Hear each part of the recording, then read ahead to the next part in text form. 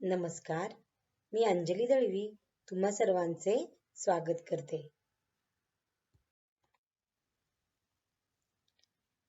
आज आपण या व्हिडिओमध्ये इयत्ता 10वीच्या विज्ञान भाग 2 या पुस्तकातील पहिले प्रकरण हेरिडिटी अँड इव्होल्यूशन याचा अभ्यास करणार आहोत.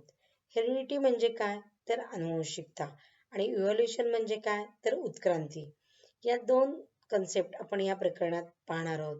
याच्याशी रिलेटेड असणारे घटक आपण पुढे अभ्यासणार आहोत. ते घटक पुढील प्रमाणे: heredity and the hereditary changes, transcription, translation, translocation, evolution, evidences of evolution, Darwin's theory of natural selection, Lamarckism, speciation and human evolution या घटकांचा आपण या प्रकरणात सविस्तर अभ्यास करणार आहोत. कॅन यू रिकॉल यामध्ये आपण 3 क्वेश्चनचा अभ्यास करणार आहोत. त्यातील first question: which component of the cellular nucleus of living organism carry the hereditary characters? म्हणजे सजीवांच्या मधील अनुवंशिक गुणधर्म वाहून नेणारा पेशी केंद्रकातील घटक कोणता? यामध्ये जे अनुवंशिक गुणधर्म वाहून नेणारा घटक म्हणजे आपल्या शरीरातील पेशींमधील असणारी गुणसूत्र ज्याला आपण म्हणतो क्रोमोझोम्स आणि क्रोमोझोम्स मध्ये असणारी जनुक ज्याला आपण म्हणतो जीन्स. हे जे घटक आहेत ते हेरिडिटरी कॅरेक्टरिस्टिक्स काय करतात? एका जनरेशन मधून दुसऱ्या जनरेशन मध्ये कॅरी करतात किंवा ट्रान्सफर करतात. म्हणून आपण इथे उत्तर सांगू शकतो क्रोमोझोम्स और jeans are the components that carry the hereditary characters in the living organism. त्यानंतर आपला सेकंड क्वेश्चन आहे, what do we call to process of transfer of physical and mental character from parents to the progeny? म्हणजेच आपल्या मात्या पित्याकडून शारीरिक आणि मानसिक जी लक्षणं आहेत ती आपल्या अपत्यांमध्ये किंवा मुलांमध्ये संततीमध्ये संक्रमित होतात. या प्रक्रियेला आपण काय म्हणतो? तर याला आपण म्हणतो अनुवंशिकता. म्हणजेच जे फिजिकल आणि मेंटल कॅरेक्टर्स म्हणजेच आपले शारीरिक आणि जी मानसिक जी लक्षणं आहेत ही मानसिक लक्षणं आपल्या आई-वडिलांकडून त्यांच्या मुलांमध्ये संक्रमित होतात आणि या संक्रमित होण्याच्या प्रक्रियेला आपण म्हणतो अनुवंशिकता, ज्याला आपण म्हणतो हेरिडिटी. याचं उत्तर आपण सांगू शकतो the process of transfer of physical and mental character from parents to the progeny is called inheritance or a heredity. आपला तिसरा क्वेश्चन आहे तो म्हणजे which are the components the DNA molecules? DNA molecules मध्ये कोणकोणते components असतात म्हणजे DNA च्या रेणूमध्ये कोणकोणते घटक असतात? तर त्याच्यामध्ये phosphoric acid, pairs of nitrogenous bases and deoxyribose sugar हे घटक त्यामध्ये असतात. म्हणून आपण इथे उत्तर सांगूया phosphoric acid, pairs of nitrogen bases and deoxyribose sugar. These are the components present in the DNA molecules. आपण पुढील पॉइंट पाहणार आहोत हेरिडिटी अँड हेरिडिटरी चेंजेस म्हणजे अनुवंशिकता आणि अनुवंशिक बदल. You know that heredity is the transfer of biological character from one generation to another via genes. आपल्याला या ठिकाणी हेरिडिटी म्हणजे काय तर अनुवंशिकता, बायोलॉजिकल कॅरेक्टर्स म्हणजे काय तर जैविक लक्षणं. यामध्ये ही जैविक लक्षणं आहेत ती एका जनरेशन मधून दुसऱ्या जनरेशन मध्ये जनुकाद्वारे काय होतात तर ट्रान्सफर होतात. त्याला आपण म्हणतो अनुवंशिकता, ज्याला आपण इंग्लिश मध्ये म्हणतो हेरिडिटी. मीन्स इथे आपण हेरिडिटीची डेफिनेशन करू शकतो. Heredity is the transfer of biological character from one generation to another via genes. Johann Gregor Mendel is the pioneer of the modern genetics. Modern जेनेटिक्सचे जे पायोनियर आहेत ते कोण आहेत? तर जोहान ग्रेगर मेंडेल हे आहेत. जोहान ग्रेगर मेंडेल यांनी या आधुनिक आनुवंशिकतेची प्रारंभ केला म्हणजे सुरुवात केली अभ्यासाला. Around the period of 1886, it took a long time for him to understand the conclusions of his research about the heredity. Means in 1886 त्या दरम्यानच्या काळामध्ये त्यांनी या कालावधीत बराच काळ हेरिडिटीवरती म्हणजेच आनुवंशिकतेवरती अभ्यास केला आणि नंतर आनुवंशिकतेबद्दल त्यांनी काही निष्कर्ष शोधून काढले. In 1901, the reason behind the sudden change were understood due to the mutational theory of the Yugo-the-Veris. Means in 1901 मध्ये म्हणजेच 1901 मध्ये युगो द वेरिस यांनी जे म्युटेशनल थेरी मांडली. या म्युटेशनल थेरीमध्ये जे अचानक घडणाऱ्या जे बदल असतात या मागची कारणे समजावून सांगितली. Meanwhile, in 1902, Walter and Saturn observed the pair of chromosomes in the cell of the grasshopper. Until then, it was not known to anyone. Means in 1902 मध्ये म्हणजेच 1902 मध्ये वॉल्टर आणि सॅटर्न यांनी नाकतोड्याच्या पेशीचा अभ्यास केला आणि या पेशीमध्ये गुणसूत्रांच्या म्हणजे क्रोमोझोम्सचे पेयर्स असतात म्हणजे गुणसूत्रांच्या जोड्या असतात हे त्यांनी पहिल्यांदा पाहिलं. तोपर्यंत until then it was not known to anyone म्हणजे तोपर्यंत इतर कोणालाही याबद्दलचं माहिती नव्हती. The research start in the direction of the finding of the nature of genetic material when it was proved that genes are carried via chromosomes. म्हणजे जेव्हा हे सिद्ध झालं की जीन्स हे क्रोमोझोम्समुळे कॅरी होतात किंवा क्रोमोझोम्स हे जीन्स कॅरी करतात हे जेव्हा प्रूव्ह झालं तेव्हा आपल्या जे जेनेटिक मटेरियल बद्दल ते ओळखण्याबद्दल किंवा त्यांच्या अभ्यासाबद्दल एक दिशा मिळाली आणि म्हणजे त्याचं संशोधन करण्यासाठी एक दिशा मिळाली जेव्हा जीन्स आर कॅरीड वाया क्रोमोझोम्स हे प्रूव्ह झालं तेव्हा. Though which in 1944 trove of scientists Oswald Avery, McNeil McCarthy and Colin McLeod prove that except viruses along the organism have DNA as a genetic material. मग हे जे 3 scientist आहेत Oswald every, मॅकॅनिल मॅककार्थी and Colin मॅकलेड या 3 शास्त्रज्ञांनी यामध्ये accept viruses यांनी काय prove केलं तर एक्सेप्ट व्हायरसेस जे आहेत त्यांना म्हणजेच विषाणूंना सोडून इतर ऑल लिव्हिंग ऑर्गॅनिझम मध्ये डीएनए हे जेनेटिक मटेरियल असते हे सिद्ध केलं. म्हणजे व्हायरसेस मध्ये डीएनए मटेरियल नाहीये पण ऑल लिव्हिंग ऑर्गॅनिझम मध्ये डीएनए मटेरियल हे डीएनए मध्ये जेनेटिक मटेरियल आहे हे सिद्ध केले.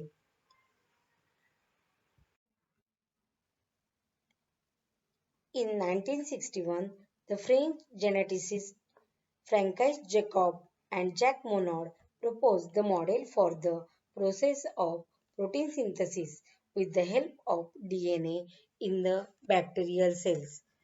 म्हणजेच in 1961 मध्ये त्या ठिकाणी फ्रेंच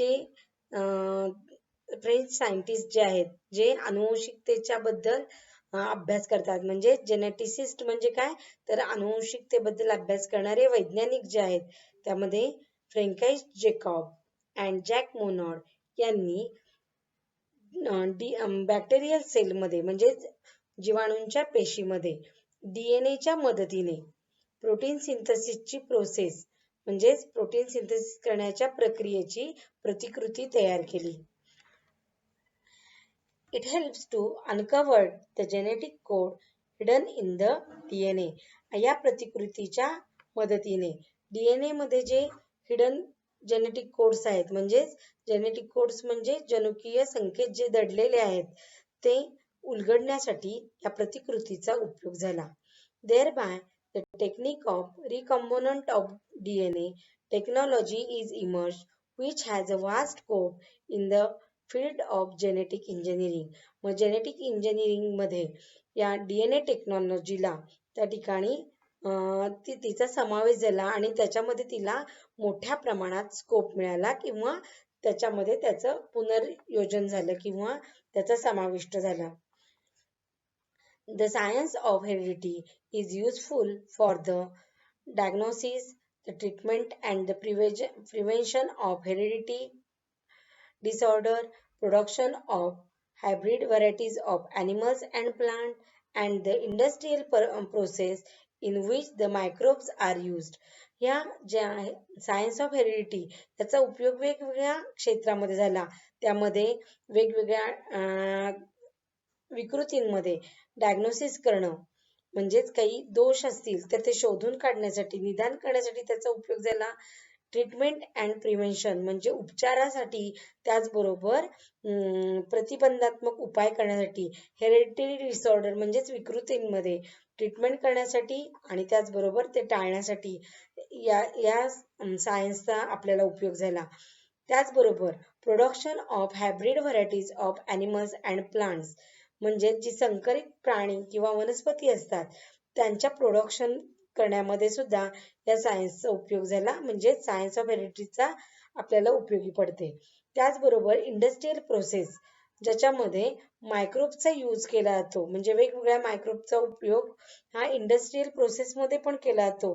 त्या क्षेत्रातही आपल्याला सायन्स ऑफ हेरिडिटीचा उपयोग झाला किंवा ते यूज झालं. अशा प्रकारे आपण या टॉपिकमध्ये पाहिले हेरिडिटी अँड हेरिडिटरी चेंजेस. आपण या पॉइंटमध्ये पाहणार आहोत transcription, translation and translocation. Transcription म्हणजे प्रतिलेखन, ट्रान्सलेशन म्हणजे भाषांतरण आणि ट्रान्सलोकेशन म्हणजे स्थानांतरण. या पॉइंटमध्ये सर्वात प्रथम आपण ट्रान्सक्रिप्शन विषयी माहिती पाहणार आहोत. पण त्या सुरुवातीला कॅन यू टेल मध्ये आपल्याला 2 क्वेश्चन्स विचारले ते पाहूयात. फर्स्ट क्वेश्चन आहे sketch and explain the structure of DNA and various type of RNA. या प्रश्नामध्ये आपल्याला DNA आणि RNA याच्या स्ट्रक्चरचं म्हणजे जे आहे त्याची आकृती आपल्याला काढायची, स्केच करायचंय आणि त्याचबरोबर स्ट्रक्चर काय आहे त्याचं एक्सप्लेनेशन द्यायचंय. त्याचं उत्तर लिहित असताना आपल्याला 9वीच्या पुस्तकाचा रेफरन्स घ्यायचा आहे, कारण DNA आणि RNA याचा अभ्यास आपण इयत्ता 9वीच्या पुस्तकात केलेला आहे. त्याचबरोबर DNA मध्ये एकच प्रकार आहे, एकच टाईप आहे, परंतु RNA मध्ये मात्र 3 टाइप्स आहेत. त्यामध्ये mRNA, tRNA आणि rRNA हे टाइप्स असतात. आपला सेकंड क्वेश्चन आहे explain the meaning of genetic disorder and give the name of some disorder. यामध्ये जेनेटिक डिसऑर्डर म्हणजे काय तर त्याचं मीनिंग आपल्याला समजून घेतलं पाहिजे की जेनेटिक डिसऑर्डर म्हणजे एक टाइपचा प्रकारे डिसीजेसच त्याला म्हणता येईल. तर यामध्ये genetic disorder is a disease that is caused by changing or mutation in the an individual's DNA sequence. म्हणजेच यामध्ये DNA सिक्वेन्स मध्ये काही बदल झाला, म्युटेशनल चेंजेस झाले तर त्या ठिकाणी आपल्याला काय म्हणता येईल तर जेनेटिक डिसऑर्डर डिसीज फॉर्म झाला असं आपण म्हणू शकतो. यामध्ये वेगवेगळे टाइपचे डिसीजेस हे जेनेटिक डिसऑर्डर डिसीजेस मध्ये इन्क्लूड होतात. त्यामध्ये sickle cell anaemia, Down syndrome, diabetes, blood pressure किंवा हार्ट डिसऑर्डर म्हणजे हार्टमध्ये येणारे काही प्रॉब्लेम्स जे असतात डिसीजेसचे ते, अस्थमा, ओबेसिटी, स्थूलपणा हे सुद्धा त्याच्यामध्ये मोडतं. त्याचबरोबर नाईट ब्लाइंडनेस हे सुद्धा जेनेटिक डिसऑर्डर मध्ये येणारे टाइप ऑफ डिसीजेस आहेत. With the help of RNA, the genes present in the form of DNA participate in the functioning of cell and thereby control the structure and the functioning of the body. Means या ठिकाणी जे DNA मध्ये असणारे जे jeans आहेत ते RNA च्या मदतीने सेलमध्ये जे वेगवेगळ्या टाइपचे फंक्शनिंग चालू असतं किंवा कार्य चालू असतं त्यामध्ये सहभाग घेत असतात. Thereby the control the structure and the functioning of the body. बॉडीमध्ये जी रचना असते किंवा जे कार्य चालतं त्यावर नियंत्रण ठेवण्याचं कार्य सुद्धा हे जीन्स करत असतात. Their information about the protein synthesis is stored in the DNA. या DNA मध्ये प्रथिनांची जी म्हणजे प्रोटीनचं जे सिंथेसिस केलं जातं किंवा प्रथिनांची जी निर्मिती केली जाते याबद्दलची माहिती हे DNA मध्ये साठवून ठेवली जाते. And the synthesis of appropriate proteins as per requirement is necessary for the body. Means यामध्ये आवश्यक किंवा योग्य त्या प्रथिनांची निर्मिती करणं आणि जी शरीराला आवश्यक आहेत हे निर्मिती करण्याचं काम हे सुद्धा हे जीन्स करत असतात किंवा DNA मध्ये होत असतं. These proteins are synthesized by DNA through the RNA. It is called the central dogma. म्हणजेच सेंट्रल डोग्मा म्हणजे काय, तर ह्या प्रोटीनची निर्मिती केली जाते. तर ती कोणाच्या माध्यमातून होते, तर ती RNA ची मदत घेऊन DNA च्या मार्फत होते आणि म्हणूनच त्याला आपण म्हणतो सेंट्रल डोग्मा. मग इथे प्रश्न आपल्याला निघू शकतो किंवा पडू शकतो तो म्हणजे what is meant by central dogma. याचं उत्तर आपण सांगू शकतो the proteins are synthesised by DNA through the RNA. This is called as a central dogma. mRNA is produced as per the sequence of nucleotides on DNA. mRNA ची जी निर्मिती होत असते ही निर्मिती DNA वरील न्यूक्लियोटाइडच्या सिक्वेन्स नुसार होत असते. म्हणजेच न्यूक्लियोटाइड्स म्हणजे जनुक आणि सिक्वेन्स म्हणजे क्रमवार. तर जनुकांच्या क्रमवारतेनुसार DNA वरील असणाऱ्या जनुकांच्या क्रमवारतेनुसार RNA ची निर्मिती होत असते. Only one of the two strands of DNA is used in this process. मग mRNA च्या निर्मितीमध्ये DNA मध्ये असणाऱ्या 2 धाग्यांपैकी एका धाग्याचा उपयोग केला जातो. The sequence of the nucleotides in the mRNA being produced is always complementary to the DNA strands used for synthesis. म्हणजेच mRNA च्या निर्मितीमध्ये mRNA वरील असणारे सिक्वेन्स ऑफ न्यूक्लियोटाइड्स म्हणजेच काय, तर जनुकांचा असणारा क्रमवार हा DNA वरील असणाऱ्या न्यूक्लियोटाइड्सचा सिक्वेन्स जो आहे म्हणजेच जनुकांच्या क्रमवारतेनुसार एकमेकांशी काय असतो, पूरक असतो. Besides, there is a uracil in RNA instead of thymine of DNA. DNA च्या थायमिनच्या ऐवजी RNA मध्ये युरॅसिल हे असते. म्हणजे थायमिनच्या जागी युरॅसिल हे जागा घेतं. This process of RNA synthesis is called transcription. मग RNA ची ही जी निर्मितीची जी प्रक्रिया आहे म्हणजे RNA सिंथेसिस जी प्रोसेस आहे तिलाच आपण म्हणणार आहे ट्रान्सक्रिप्शन किंवा प्रतिलेखन.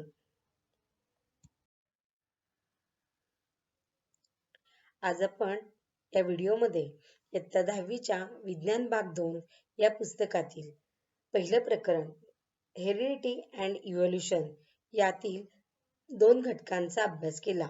त्यामध्ये हेरिडिटी अँड हेरिडिटरी चेंजेस त्याचबरोबर ट्रान्सक्रिप्शन म्हणजेच हेरिडिटी अँड हेरिडिटरी चेंजेस म्हणजे आनुवंशिकता आणि आनुवंशिक बदल, तर ट्रान्सक्रिप्शन म्हणजे प्रतिलेखन. या 2 पॉइंटचा अभ्यास केलेला आहे. या पुढील पॉइंटचा अभ्यास करण्यासाठी आपण पुढच्या व्हिडिओमध्ये भेटूया. Thank you.